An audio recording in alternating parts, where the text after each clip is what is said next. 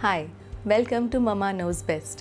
Pregnancy plan करते वक्त हमारा पूरा फोकस होता है अपनी हेल्थ सुधारना और अच्छा डाइट लेना, लेकिन हम एक बहुत ही इम्पॉर्टेंट चीज़ भूल जाते हैं और वो है प्रेगनेंसी में होने वाला खर्च।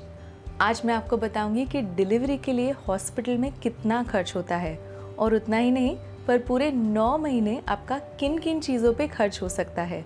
वीडियो को एंड तक देखने के बाद आपको खर्च की पूरी जानकारी होगी और फिर आप पहले से ही रेडी हो सकते हैं और बाद में आपको बिल्कुल भी दिक्कत नहीं आएगी। पर डोंट वरी, इसमें से बहुत सारी चीज़ें मेडिकल इंश्योरेंस में भी कवर होती है। मैंने मैटरनिटी इंश्योरेंस के बारे में दूसरे वीडियो में पूरी जानकारी दी है, तो उस वीडियो को भी ज़रूर देखिए। चलिए शुरू करते हैं।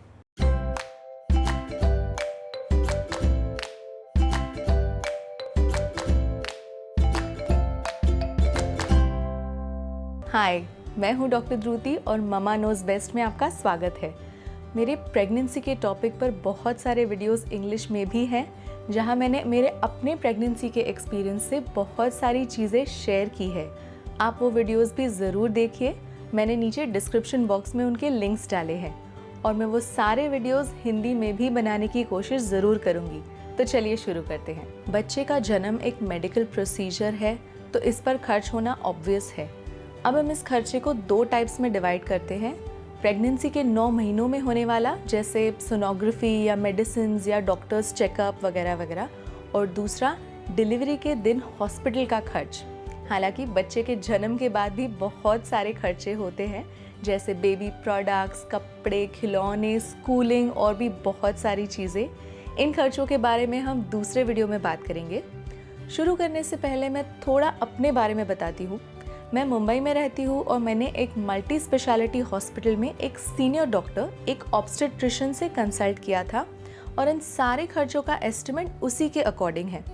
मैं ये आपको इसलिए बता रही हूँ क्योंकि आपका अमाउंट बदल सकता है। खर्चे उसी हिसाब से होंगे जहाँ आप रहते हैं और जैसा हॉस्पिटल आप चूज़ करते हैं। और आज हम बात कर रहे हैं नॉर्मल यानी फुल टर्म वजाइनल डिलीवरी की, पर फिर भी आपको नॉर्मल डिलीवरी के ऊपर 20 या 30% ऊपर का बफर लेके चलना चाहिए। अगर प्रीमेच्योर बर्थ हो बच्चे का या सी सेक्शन करना पड़े, तब भी आप तैयार रह पाएंगे। प्रेगनेंसी के 9 महीनों के दौरान आपको रेगुलर मेडिकल चेकअप्स के लिए डॉक्टर के पास जाना पड़ता है। मान लो आप 10 बार डॉक्टर से मिले और हर बार लगभग 500 रुपीज़ उनका कंसल्टेशन चार्ज है, तो टोटल खर्चा 5000 रुपीज़ के आसपास होगा। इसके बाद आपको कुछ और डॉक्टर्स को भी कंसल्ट करना पड़ सकता है, जैसे एंडोक्राइनोलॉजिस्ट हार्मोनल चेंजेस के लिए, या ऑर्थोपेडिक कोई जॉइंट पेन्स अगर वगैरह हो तो मान लीजिए डॉक्टर्स के चेकअप पर आपका 5 या 6 हज़ार तक खर्चा हो सकता है। अब अगला एक्सपेंस अल्ट्रासाउंड स्कैन्स का है, जिसे आमतौर पर हम सोनोग्राफी भी कहते हैं। तो सोनोग्राफी टिपिकली 4 बार हो सकती है, मेरी 5 बार हुई थी। तो ये आपके डॉक्टर पे डिपेंड करता है, क्योंकि ये उनका मेन इन्वेस्टिगेशन का टूल है। इससे बच्चे की ग्रोथ का पता चलता है या अगर कोई डिफेक्ट्स है तो वो भी पता चल सकता है। अगर आपका हॉस्पिटल एक मल्टी स्पेशलिटी हॉस्पिटल है तो उसमें एक न्योनेटल रेडियोलॉजिस्ट भी होगा। ये वो डॉक्टर है जो सिर्फ बच्चों के अल्ट्रासाउंड में स्पेशलाइज करते हैं।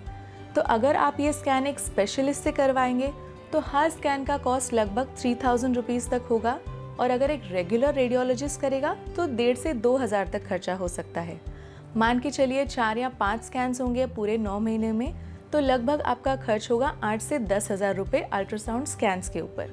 सोनोग्राफी के बाद बात करते हैं ब्लड टेस्ट की। इस पे कोई बहुत ज़्यादा खर्चा नहीं होता है। ब्लड टेस्ट कम से कम 2 बार होंगे, एक बार प्रेगनेंसी के शुरू में और फिर 7वें महीने में होंगे।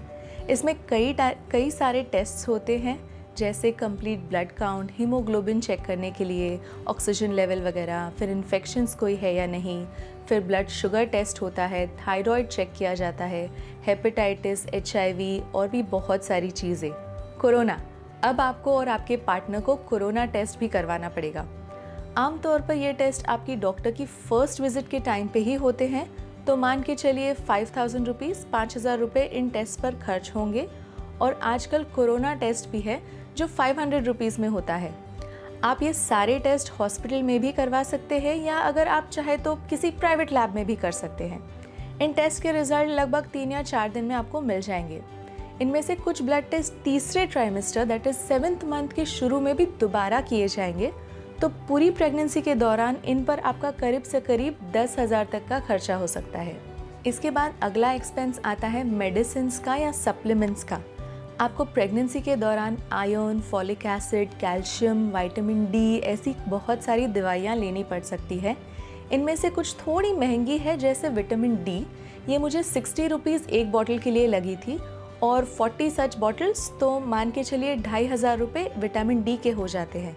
तो सारी दवाइयों का मिलाकर पूरे 9 महीने में आपका खर्च 6 से 8,000 तक का हो सकता है। इन सब के बाद आता है डिलीवरी का दिन।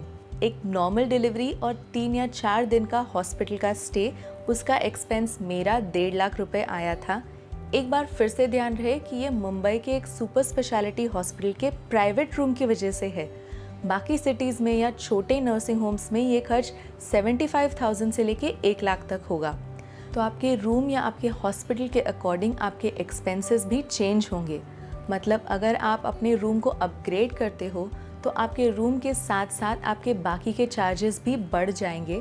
फिर चाहे वो डॉक्टर का चार्ज हो या डिलीवरी रूम का चार्ज या पीडियाट्रिशियन का चार्ज, और सिजेरियन सेक्शन के केस में 25,000 का और भी बढ़ सकता है खर्च आपका। ये बेसिकली ऑपरेशन थिएटर के चार्जेस होते हैं। एक सही सलाह ये भी रहेगी कि बच्चे का बिल अलग ही रखें। हॉस्पिटल में जो माँ का और बच्चे का बिल होंगे वो दोनों आप अलग अलग रखें। इससे आपको हेल्थ इंश्योरेंस के क्लेम के वक्त आसानी होगी और आपका पूरा बिल क्लेम करना आसान हो जाएगा। ये चीज़ें मैंने अपनी अलग वीडियो मैटरनिटी इंश्योरेंस में अच्छे से एक्सप्लेन की है, जिसको आप ज़रूर देखिए, उसका लिंक डिस्क्रिप्शन बॉक्स में है। तो सब कुछ मिलाकर आखिर में आपका खर्चा 1 लाख तक हो सकता है। उसके साथ ही 50,000 का बफर भी रखें ताकि ज़रूरत पड़ने पर आपको काम आ सके। मेरा ये सब खर्चा थोड़ा ज़्यादा हुआ था क्योंकि मैंने सिंगल प्राइवेट रूम लिया था, वो भी मुंबई के मल्टी स्पेशलिटी हॉस्पिटल में। इन सब के अलावा आपका कुछ खर्चे और भी हो सकते हैं, जैसे कि बच्चे का कंजेनाइटल डिफेक्ट्स का टेस्ट करवाना या प्रीमेच्योर बर्थ हो तो न्यूनेटल आईसीयू का खर्चा, ये सारे एडिशनल खर्चे हैं। तो मेरा सजेशन ये रहेगा कि कम से कम 1.5 लाख आप अलग ही रखें, जिसमें से 1 लाख डिलीवरी के दिन के लिए ही लग सकता है। अभी तक जो एक्सपेंसेस मैंने आपको बताए हैं वो सारे कंपलसरी है, आप इनको अवॉइड नहीं कर पाएंगे। पर एक और बड़ा एक्सपेंस है जो कि ऑप्शनल है, लेकिन मैं उसे ज़रूर रेकमेंड करूँगी, और वो है stem cell banking. Stem cell banking में पेरेंट्स अपने बच्चों के अम्बिलिकल कॉर्ड ब्लड के मौजूद स्टेम सेल्स को स्टोर करके रख सकते हैं। इनको बहुत ही कम टेम्परेचर्स में फ्रीज़र में रखा जाता है। इंडिया में बहुत सारी कंपनीज़ हैं जो ये सर्विस प्रोवाइड करते हैं, जैसे कॉर्ड लाइफ, लाइफ सेल, बायोसेल, क्रायोवाइवा वगैरह वगैरह बहुत सारी। ये एक मैंने अलग वीडियो में आपको पूरी तरह से एक्सप्लेन किया है। इस पर रिसर्च अभी चल रहा है और इसकी यूजेबिलिटी बहुत लिमिटेड है फ़िलहाल, इसलिए मैंने कहा कि स्टेम सेल बैंकिंग ऑप्शनल है, लेकिन मैं इसको ज़रूर रेकमेंड करूँगी। और ये खर्च अगर आप डिसाइड करते हैं तो सिर्फ एक ही बार होगा। मैंने खुद कॉर्ड लाइफ कंपनी चुनी थी जो 60,000 रुपीज़ में 75 ईयर्स के लिए कॉर्ड ब्लड और टिश्यू दोनों को प्रिजर्व करके रखेंगे। तो इसके साथ we are at the end of this video, और जाने से पहले लेते हैं एक क्विक रिकैप। डिलीवरी से पहले दवाइयों पर सोनोग्राफी और ब्लड टेस्ट का टोटल कॉस्ट आपका 30,000 रुपीज़ के लगभग हो सकता है। सबसे ज़्यादा खर्च एक्चुअल डिलीवरी के दिन ही होगा, और मुंबई जैसे शहर में और एक बड़े हॉस्पिटल में ये खर्च 1.5 लाख तक हो सकता है, पर छोटे प्राइवेट क्लिनिक्स में ये 50,000 से लेके 1 लाख तक हो सकता है। एक 50,000 का बफर अमाउंट ज़रूर लेकर चले ताकि एडिशनल टेस्टिंग या सिजेरियन सेक्शन या प्रीमेच्योर बर्थ के केस में आपको दिक्कत ना हो। स्टेम सेल्स के बारे में पता करें और देखें कि क्या आप उसमें इन्वेस्ट कर सकते हैं या नहीं। आज के लिए इतना ही। प्रेगनेंसी के इस खर्चे में से बहुत सारी चीज़ें मैटरनिटी इंश्योरेंस में भी कवर होती हैं, तो अगले वीडियो में मैं आपको बताऊंगी कि आपको मैटरनिटी इंश्योरेंस लेते वक्त कौन सी चीज़ें ध्यान में रखनी है और इंश्योरेंस पॉलिसीज से आप आपके डिलीवरी का पूरा बिल कैसे क्लेम कर सकते हैं और आपकी डिलीवरी फ्री हो जाएगी। अगर आपको कोई सवाल है या आपको लगता है कि कोई ज़रूरी चीज़ छूट गई है तो मुझे नीचे कमेंट्स में ज़रूर बताइए। तब तक के लिए नमस्ते।